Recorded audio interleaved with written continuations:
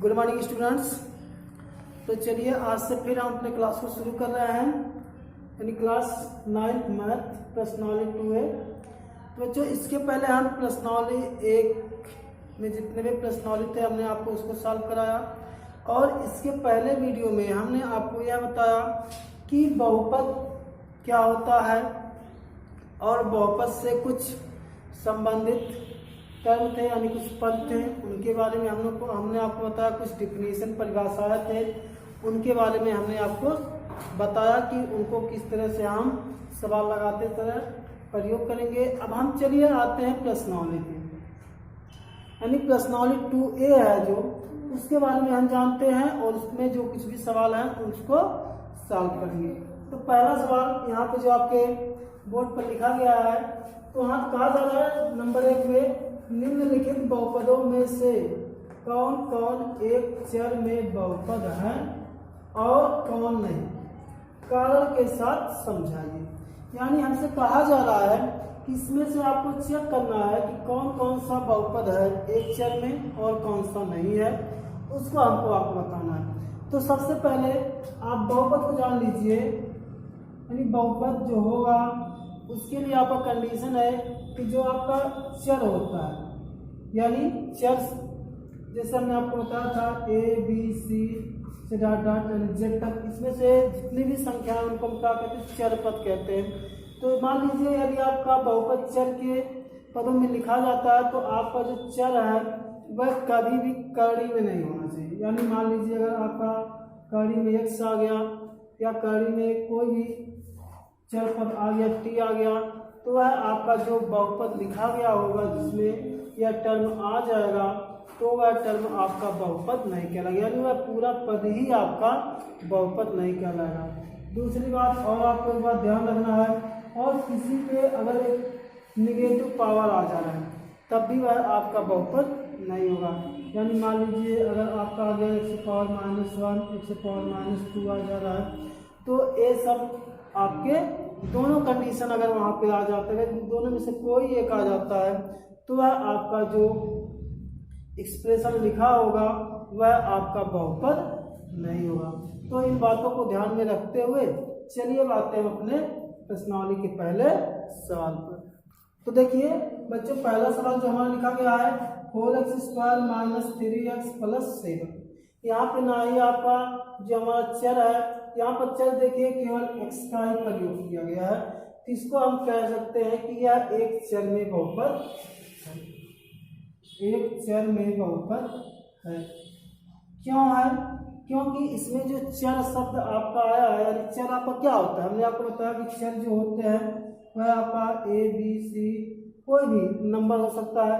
तो यहाँ देखिए एक है, केवल x ही आया है, इसलिए हम इसको कहेंगे क्या है, यह एक चर में बहुपद है। अब दूसरे पॉइंट पे आते हैं, यहाँ देखिए y² + √2। यहाँ देखिए हमारा जो अचर पद है वह कड़ी में, अचर पद आपका कड़ी में हो सकता है, लेकिन आपका जो चर पद है वह कड़ी में नहीं हो सकता। इस बात को आपको ध्यान में रखना है। यदि आपका अचर पद कड़ी में है तो आपका कोई भी फर्क नहीं पड़ेगा, लेकिन यदि आपका चर पद आ जाएगा तो वह आपका बहुपद नहीं होगा। लेकिन यहाँ पे हमारा चर पद जो है उस पर आपका पावर 2 है, तो इसलिए यह भी यहाँ पर देखिए एक ही पद का प्रयोग किया गया है, एक ही चर पद का, तो इसको भी कहेंगे कि यह जो है एक चर में बहुपद है। तीसरा नंबर आता है, यहाँ देखिए हमारा लिखा गया 3√3 + t√2, यानी हमारा देखिए यहाँ पे जो चर पद है वह कड़ी में आ गया है, तो इसलिए यह बहुपद नहीं है। आप लिख देंगे कि यह बहुपद नहीं है। इसके बाद आते हैं हम फोर्थ नंबर सवाल में क्या लिखा गया है, y + 2/y। अब यहाँ देखिए जब इसको हम सॉल्व करेंगे तो y+ जब यहाँ y 2 से y को ऊपर ले जाएंगे तो क्या लिखेंगे, 2 पे पावर -1। तो यहाँ देखिए निगेटिव पावर आ गया, जब निगेटिव पावर आ गया तो यह आपका बहुपद नहीं होगा। तो इस प्रकार से हम यह भी कह सकते हैं कि जो हमारा फोर्थ नंबर है यह भी बहुपद नहीं है।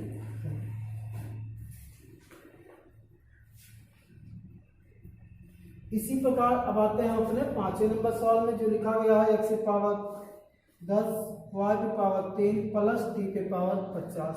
यह आपका बहुपद है, बहुपद है लेकिन एक चर में नहीं है।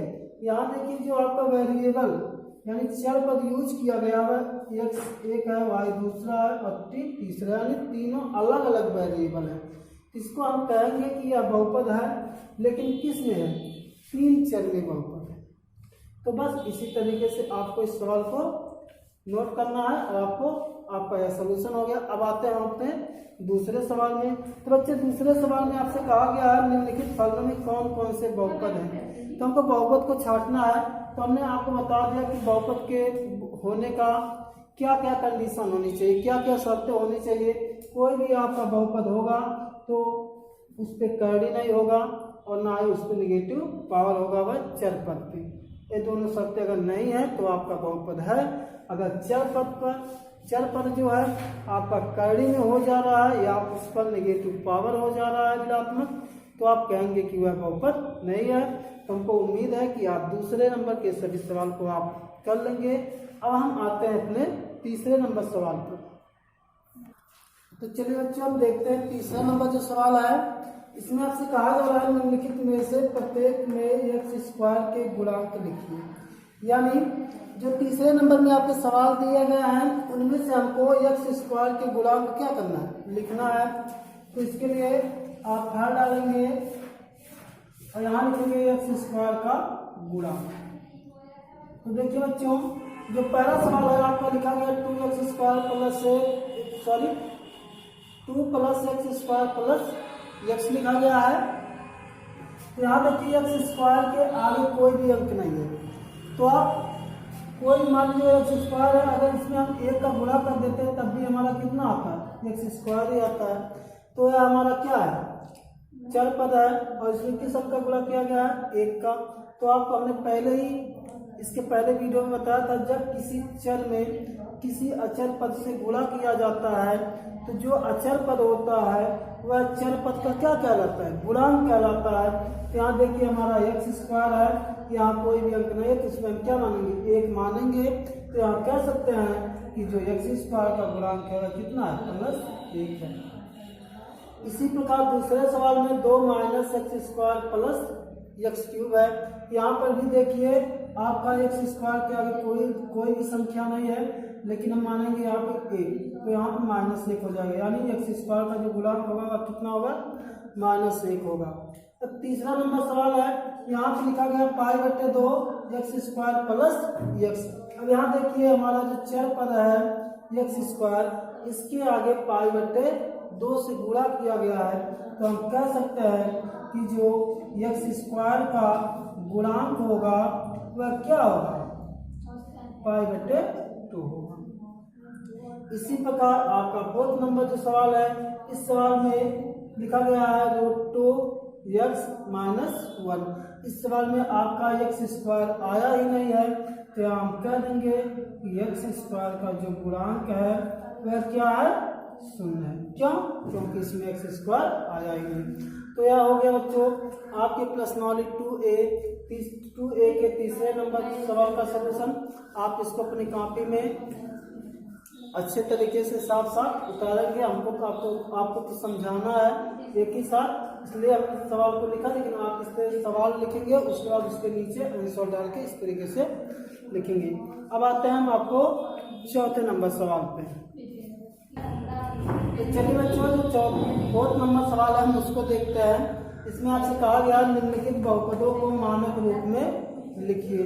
तो हमने आपको इसके पहले वीडियो में बताया था कि आपका जो यह बहुपद दिया जा रहा है, यदि आपको मानक रूप में लिखने को कहा जाता है तो या तो उसको हम अवरोही क्रम में लिख देते हैं या तो आरोही क्रम में लिख देते हैं। वो हमारा उस बहुपद का क्या हो जाता है? मानक रूप हो जाता है।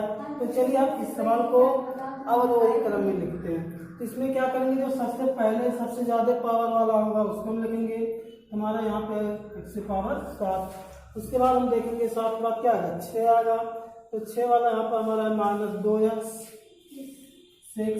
उसके बाद 5 वाला यहाँ पर है -3x 5। उसके बाद 4 नहीं है।